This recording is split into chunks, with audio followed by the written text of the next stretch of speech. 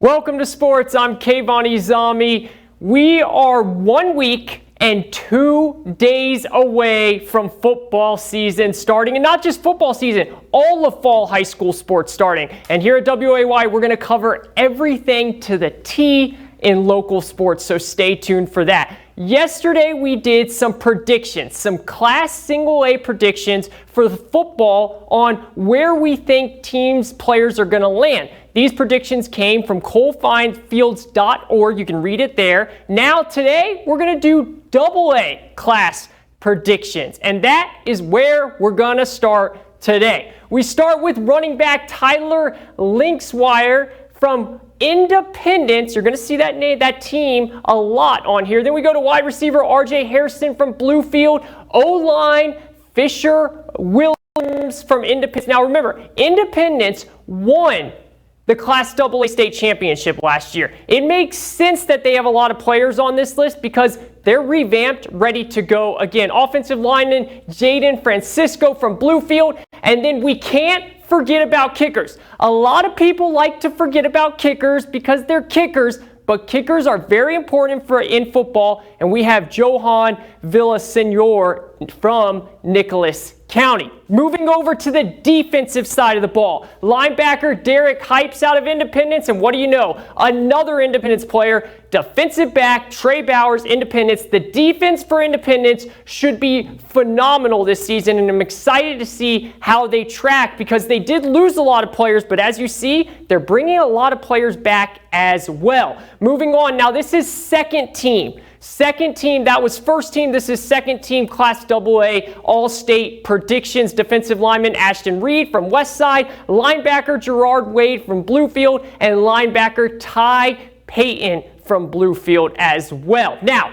let's go to baseball, Look at that baseball. I feel like Chad, our chief meteorologist, Chad Merrill right now. I got the clicker. I got the baseball going across. I feel legit. Let's see if I can do it as well as Chad does. So I just want to put into perspective where the Reds were before the All-Star break and where they are now. Before the All-Star break, it was one of the best teams to watch in the league. They were in first place in the division, tied with the Brewers, but they did beat the Brewers 2 out of 3, so they were looking good. Now they go to where we are today, and they are in third place. They have fallen to third. The Cubs have soared out of nowhere. One of the hottest teams in the league right now. They're in second place, and the Brewers are 10 games over 500. Now, it's not all doomsday. They still can make the playoffs. They still have a great chance to make the playoffs, but they have to go on a run now if they want to do it. And guess what? They took on the Cleveland Guardians today at Great American Ballpark.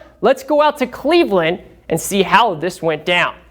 We start things off here with the Guardians, and things get started early on as McLean hits a double right to the wall. That brings a runner home, and the Reds strike first. Here, Jose Ramirez, first inning still. He pops one over the second baseman. That brings in a run. We've got a 1-1 game. Here come Ramon Laureano. Now watch this. This one looks like it's so far gone, but TJ Friddle says, no, sirree. Get that out of here. You're going to see it again on replay. Call up Sports Center. Where's the top 10? Because that one is going on the list. Now it's time for the offense to back them up. Stuart Fairchild hits one way gone. Our meteorologist Braden Petrie was at the game. He might have caught that ball that was so gone. Bring out the horns. Bring out the cape. That's a home run.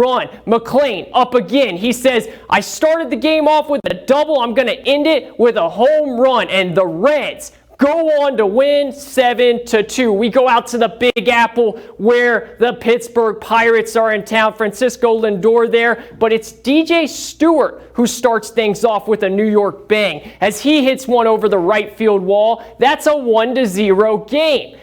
The Mets really had their way here. Francisco Lindor lines one with a drop shot. 2 runs come in. Francisco Lindor gets on second base, and just like that, it's a 3-0 game. And then It's DJ Stewart again. Not yet, though, because Brian Reynolds says, give me a chance, Kayvon. And the chance I should have gave him worked because he hit a home run right over the right field wall. Makes it a 4-2 game. And then the guy who started it keeps it going. DJ Stewart had himself a New York day. He hits 2 home runs on the day, and then the polar bear, Pete Alonso, ends it with some fireworks. That's a home run, and that's an 8-3 win for the Mets.